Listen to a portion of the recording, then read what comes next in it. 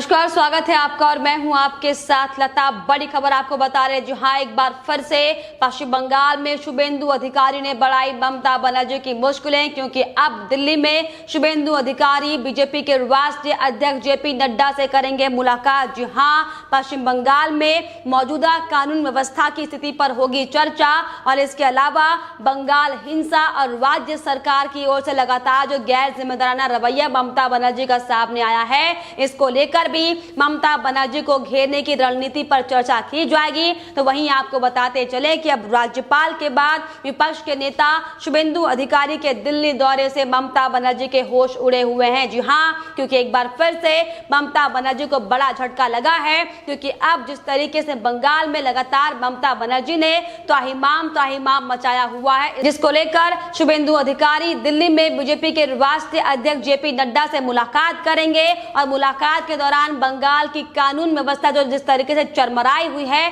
इस पर खास चर्चा की जाएगी। जी हां, हालांकि आपको बता दें कि ये भी कयास लगाए जा रहे हैं कि शुभेंदु अधिकारी गृह मंत्री अमित शाह से भी मुलाकात कर सकते हैं, क्योंकि शुभेंदु अधिकारी ने अमित शाह से भी मुलाकात का वक्त मांगा है। तो साफ तौर पर अब ये कहना लाजमी है कि अब ममता बनर्जी की मुश्किलें बढ़ने वाली है, क्योंकि जिस तरीके से लगातार एनएचआरसी की टीम भी ममता बनर्जी की ओर से लगातार जो शिकायतों को दरकिनार किया जा रहा था, बंगाल की स्थिति को लेकर कार्रवाई अब तक आखिर क्यों नहीं की जा रही, इसकी जांच हालांकि कर रही है। और अब इसी कड़ी में आपको बताते चले कि शुभेंदु अधिकारी एक बार फिर से दिल्ली में पहुंचे हैं, जहां पर वो बीजेपी के आला नेताओं से मुलाकात करेंगे और बंगाल की स्थिति को लेकर चर्चा की जाएगी। जी हां, हालांकि आपको बता दें कि इसके पहले भी शुभेंदु अधिकारी दिल्ली का दौरा कर चुके हैं और गृह मंत्री से लेकर बीजेपी के तमाम आला नेताओं को बंगाल की जो वर्तमान स्थितियां हैं, इसकी जानकारी दे चुके हैं। हालांकि इसके पहले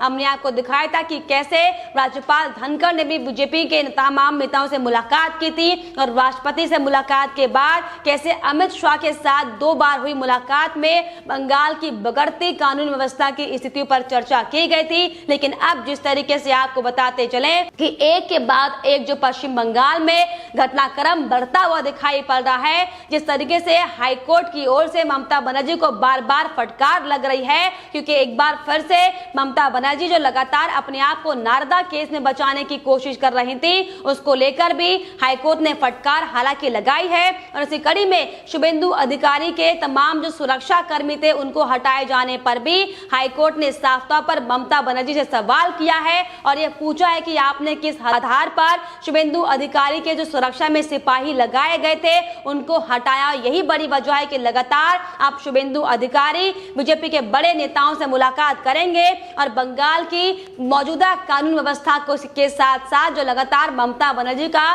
तानाशाह रवैया बंगाल में ममता ने अख्तियार किया हुआ है, इस पर भी खास चर्चा की जाएगी। जी हां, आपको बताते चले कि हालांकि वर्तमान में शुभेंदु अधिकारी को केंद्र सरकार की ओर से Z+ की सिक्योरिटी जरूर मिली हुई है, लेकिन जिस तरीके से राज्य सरकार की ओर से भी जो सुरक्षा मुहैया नेता प्रतिपक्ष को कराई जाती है, वो सुरक्षा ममता बनर्जी ने हटा दी है। और यही बड़ी वजह है कि लगातार अब हाईकोर्ट से ममता बनर्जी को बार बार फटकार लगी है और उनसे ये सवाल भी किए गए हैं कि आखिर किस आधार पर नेता प्रतिपक्ष के तौर पर जो सुरक्षा लगाई गई थी राज्य सरकार की ओर से, वो आखिर क्यों हटाई गई है। जी हाँ, जिसको लेकर शुभेंदु अधिकारी ने भी आपको बताते चले कि हाईकोर्ट में सुरक्षा निदेशक को उनकी सुरक्षा हटाने पर रिपोर्ट दाखिल करने का निर्देश दिया है और यह अनुरोध किया गया है कि जो लगातार जिस तरीके से ममता बनर्जी शुभेंदु अधिकारी से जो अपनी राजनीतिक खींच निकालती हुई दिखाई पड़ रही है और उसे की बदले की राजनीति करते हुए जिस तरीके से ममता बनर्जी ने एक बार फिर से अपना हकीकत दिखाते हुए जो सुरक्षा कर्मचारी को हटाया है, इसकी जांच की जाए और उन्हें वापस से लगाया जाए। जी हाँ, हालांकि पिछले लंबे समय से हम लगातार आपको दिखा रहे हैं कि कैसे ममता बनर्जी पश्चिम बंगाल में सिर्फ और सिर्फ अपना क्रूर चेहरा दिखा रही हैं और यही बड़ी वजह है कि अब लगातार पश्चिम बंगाल में तीसरी बार मुख्यमंत्री बनी ममता बनर्जी की मुश्किलें बढ़ रही हैं, क्योंकि लगातार अब एक के बाद एक कड़ी कार्रवाई राज्य सरकार के खिलाफ होती हुई दिखाई पड़ रही है। जी हां, आपको बताते चले कि इसके पहले एनएचआरसी की टीम की ओर से भी लगातार अब जांच की कार्रवाई शुरू कर दी गई है और राज्यपाल भी लगातार उत्तर बंगाल के दौरे पर दिखाई पड़ रहे हैं, जहां पर लगातार ममता बनर्जी पर तमाम तरह का हमला भी बोला जा रहा है। उनकी हकीकत सबके सामने लाई जा रही है कि किस तरीके से ममता बनर्जी इतने बड़े हिंसा के कांड को देखने के बाद भी मूक दर्शक बनी हुई है, जिसे बतौर मुख्यमंत्री के तौर पर अपने टीएमसी के नेताओं को समझाना चाहिए था। बंगाल में लगातार जो स्थितियां बनी हुई है उसको रोकने के लिए कार्रवाई करनी चाहिए थी, तो वो ममता बनर्जी लगातार सिर्फ और सिर्फ अपने टीएमसी के गुंडों को बचाने का काम कर रही है, लगातार उन्हें श्रेय और संरक्षण देने का काम करती हुई दिखाई पड़ी। और यही बड़ी वजह है कि लगातार राज्यपाल से लेकर बीजेपी के तमाम बड़े नेताओं को दिल्ली का रुख करना पड़ रहा है और ममता बनर्जी की ओर से लगातार जो अत्याचार किए जा रहे हैं मासूमों के साथ, उनकी रिपोर्ट दिल्ली में आकर देनी पड़ रही है। दरअसल आपको बता दें कि इसकी एक और बड़ी वजह यह भी है क्योंकि जिस तरीके से लगातार जिस लिबरल पत्रकार को तमाम बंगाल की खबरें दिखानी चाहिए थी, वो बंगाल की खबरों को ना दिखाकर सिर्फ और सिर्फ अरविंद केजरीवाल और राहुल गांधी की खबरें, तमाम तरह की जो वाहवाही लपेटने की जो खबरें दिखाई जाती हैं, वो तमाम खबरें दिखाने में मशगूल है। और यही बड़ी वजह है कि लगातार बंगाल की जो स्थितियां वर्तमान में बनी हुई हैं, जिस तरीके से बीजेपी नेताओं के साथ अत्याचार किए जा रहे हैं, संघ के कार्यकर्ताओं को पीटा जा रहा है और सिर्फ बीजेपी का समर्थन करने वालों की जान तक ली जा रही है। यही बड़ी वजह है कि लगातार अब बंगाल में जो बड़ा घटनाक्रम बार बार सामने आ रहा है, इसको लेकर तमाम बीजेपी के नेताओं को पश्चिम बंगाल से दिल्ली तक का सफर तय करना पड़ रहा है। अगर वाकई ये लिबरल पत्रकार निष्पक्ष पत्रकारिता करते हुए देश दुनिया को ये दिखाते कि कैसे पश्चिम बंगाल में ममता बनर्जी की शय में नरसंहार खुलेआम किया जा रहा है, कश्मीर पार्ट 2 बनाने का काम किया जा रहा है, लेकिन आपको बताते चले कि बंगाल में बीजेपी लगातार ममता बनर्जी पर हमलावर है और जिस तरीके से अत्याचार मासूमों को साथ किया जा रहा है, जिस तरीके से महिलाओं के साथ बलात्कार किया जा रहा है, बीजेपी के नामों को चस्पा कर उन्हें सम्मान न देने से इनकार किया जा रहा है, तमाम तानाशाह की रिपोर्ट अब राज्यपाल से लेकर बड़े बड़े बीजेपी के नेता बंगाल के दिल्ली में दे रहे हैं। और यही बड़ी वजह दरअसल है कि लगातार ममता बनर्जी की बौखलाहट सामने आ रही है और उनकी खींच की राजनीति इस कदर निकल रही है कि वो बीजेपी से टीएमसी में आए नेताओं को कभी मुंडन करवा रही है, तो कभी तमाम तरह के नामों को चस्पा कर उन्हें राशन और सम्मान देने से इनकार करती हुई दिखाई पड़ रहे हैं। लेकिन आपको बताते चले कि जिस तरीके से ममता बनर्जी ने पिछले कई महीनों से बंगाल में हिंसा का तांडव मचाया हुआ है और जिस तरीके से एक के बाद एक बड़े झूठ मुख्यमंत्री के मुंह से बोले गए हैं कि बंगाल में कोई भी हिंसा जैसी गतिविधियां सामने नहीं आई है, लेकिन अब इसका हिसाब किताब होगा क्योंकि साफ तौर पर कोलकाता हाईकोर्ट भी अब ममता बनर्जी के रवैये पर नाराज है और कई बार ममता बनर्जी को भी चेतावनी दी जा चुकी है कि वो लगातार जो तमाम अलग अलग टीमें जांच कर रही हैं, उस जांचों में सहयोग करे और सच कम से कम बोले, क्योंकि लगातार मुख्यमंत्री के झूठ बोलने की वजह से ही इन टीएमसी के गुंडों को लगातार बढ़ावा मिलता हुआ दिखाई पड़ा है। और यही बड़ी वजह है कि लगातार बंगाल में हिंसा का तांडव रुकने की बजाय एक के बाद एक नए रंग लेने में लगा हुआ है। हालांकि इसको लेकर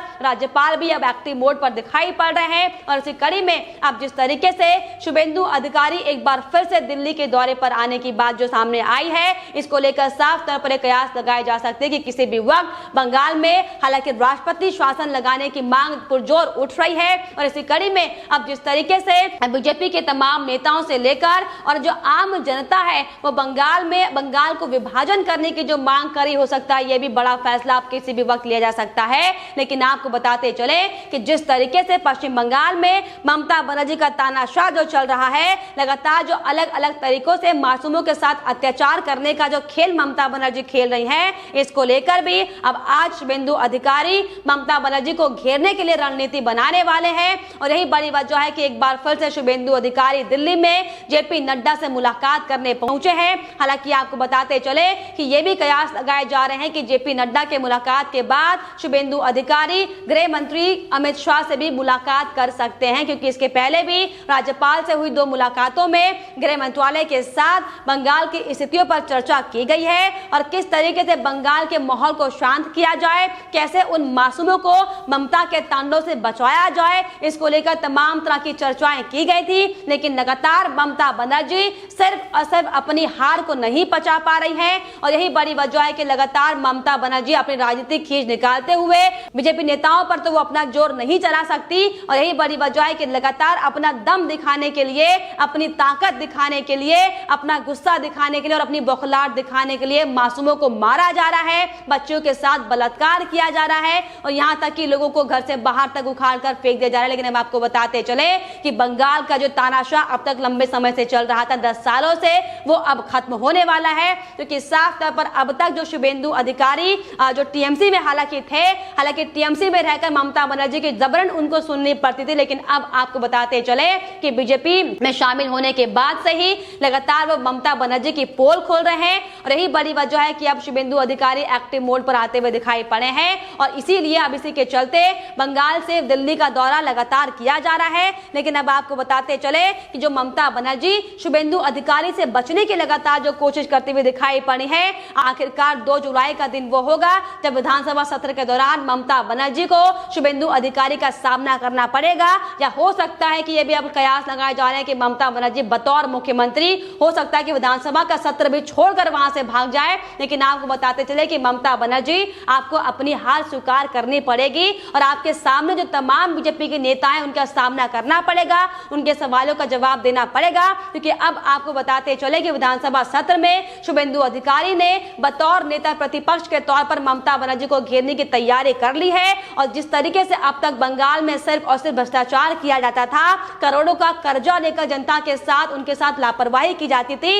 इसको लेकर भी आपको बता दें कि सत्र में बीजेपी के नेता सवाल उठाने वाले हैं कि आखिर सरकार की ओर से जो 4.5 लाख करोड़ का कर्जा लिया गया था सिर्फ और सिर्फ जनता के नाम पर, आखिर वो कहां गया, कहां पर वो खर्च किया गया, इसको लेकर इस बार साफ तौर पर ममता बनर्जी से सामना शुभेंदु अधिकारी का होगा, जिसमें इन तमाम सवालों का सामना ममता बनर्जी को करना पड़ेगा और इसका जवाब भी देना पड़ेगा। और यही बड़ी वजह है कि शुभेंदु अधिकारी से सामना ना हो पाए, इसको लेकर लगातार एक के बाद एक तमाम रणनीति साजिश ममता बनर्जी की ओर से की जा रही। लेकिन आपको बताते चले कि अब ममता बनर्जी का तानाशाह साफ तौर पर खत्म होने वाला है, क्योंकि शुभेंदु अधिकारी अब दिल्ली में जहां पर बड़े नेताओं से मुलाकात कर रहे हैं, तो वहीं केंद्रीय गृह मंत्रालय से लेकर राष्ट्रपति भी साफ तौर पर बंगाल की इन स्थितियों को देखकर बंगाल में इन तमाम मौजूदा स्थितियों पर कार्रवाई करने के मूड में है। जिसको देखते हुए साफ तौर पर कहा जा सकता है कि ममता बनर्जी की मुश्किलें बढ़ने वाली हैं और अब उनकी सत्ता पर लगातार अब खतरा मंडरा रहा है। और यही बड़ी वजह है कि लगातार एक के बाद एक ममता बनर्जी झूठ,